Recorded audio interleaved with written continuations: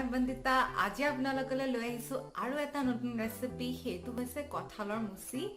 এতিয়া বিহুৰ বতৰ আহি আছে কঁঠালৰ মুচি সবতে अवेलेबल হয় মোৰ এই নতুন ৰেচিপিটো চাওক আৰু যদি ভাল পায় তেতিয়া হলে লাইক শেয়াৰ আৰু সাবস্ক্ৰাইব কৰি দিব আৰু কমেন্টত জনাবই যে কেনেকুৱা লাগিলে খাই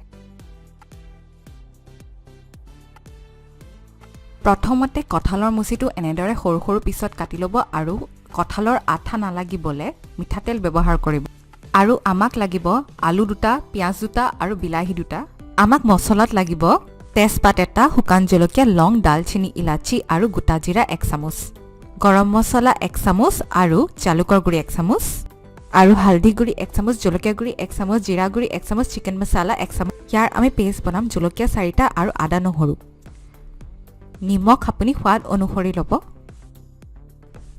এতিয়া প্ৰেছাৰ কুকাৰ এটাত কঁঠাল আৰু আলুখিনি দিব 1 চামুচ নিমখ দিব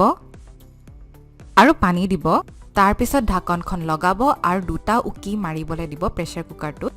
এতিয়া মছলাৰ কাৰণে পিয়াজ নহৰু আদা জলকীয়াখিনি ভালদৰে মিক্সিত গ্ৰাইণ্ড কৰি পেলাই এটা ফাইন পেষ্ট বনাব সব বস্তু ৰেডি হৈ গল এতিয়া কুকিং ষ্টাৰ্ট কৰো আহক কাষ্ট আইৰণৰ কেৰাহীখন গৰম হৈ যোৱাৰ পাছত ডাঙৰ 2 চামুচ মিঠাতেল দিব তেল গৰম হোৱাৰ পাছত তেজপাত শুকান জলকীয়া লং দালচিনি ইলাচি আৰু গোটা জিৰা 1 চামুচ দি দিব তাৰ পাছত কাটি থোৱা পিয়াজটো দি দিব আৰু পিয়াজখিনি ফ্ৰাই কৰিব সটে কৰাৰ নিচিনাকে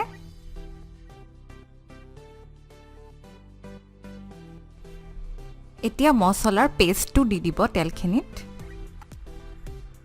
এতিয়া মছলাখিনি ভালদৰে ফ্ৰাই কৰিব যাতে কেঁচা কেঁচা ভাৱটো নাথাকে মছলাখিনি ভালদৰে ফ্ৰাই হোৱাৰ পাছত শুকান মছলাখিনি দি দিব মছলাখিনিত 1 চামুচ চিকেন মছলা 1 চামুচ হালধি গুৰি 1 চামুচ জলকীয়া গুৰি আৰু 1 চামুচ জিৰা গুৰি দিয়া হৈছে এতিয়া ভালদৰে মছলাখিনি মিক্স কৰিব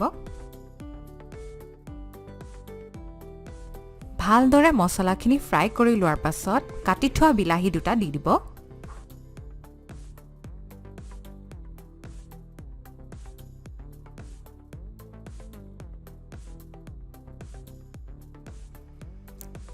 এতিয়া 1 চামুচ নিমখ দিব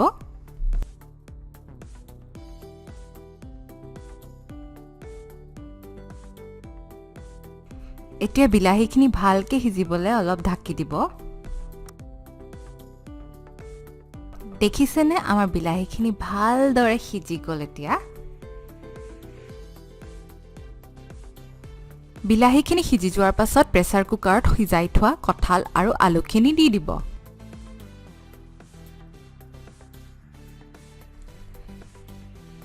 এতিয়া গোটেই বস্তুখিনি ভালদৰে মিক্স কৰিব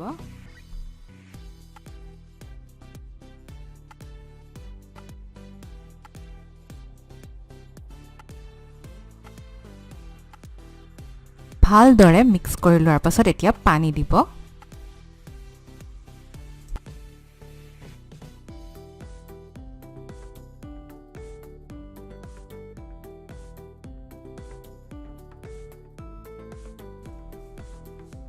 এতিয়া পানীখিনিত বইল অহালৈকে ঢাকি দিব এতিয়া মিডিয়াম ফ্লেমত অলপ দেৰিলৈকে সবজিখিনি লৰাই থাকিব যাতে কঁঠালৰ মুচিটোত মছলাখিনি ভালদৰে সোমাই যায় দেখিছেনে ভাজুতে ভাজুতে পানীখিনি লাহে লাহে নাইকিয়া হৈ গৈছে হেতু কাৰণে মই আৰু অকণ পানী দি পেলাই বইল আহিবলৈ দিম পানীখিনিত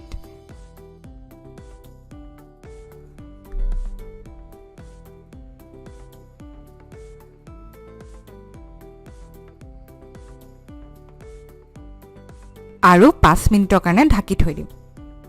আপোনালোকে যে দেখিছিলে থাম্বনেইলত সিক্ৰেট ইনগ্ৰেডিয়েন্টটো হেতু এতিয়া আহি আছে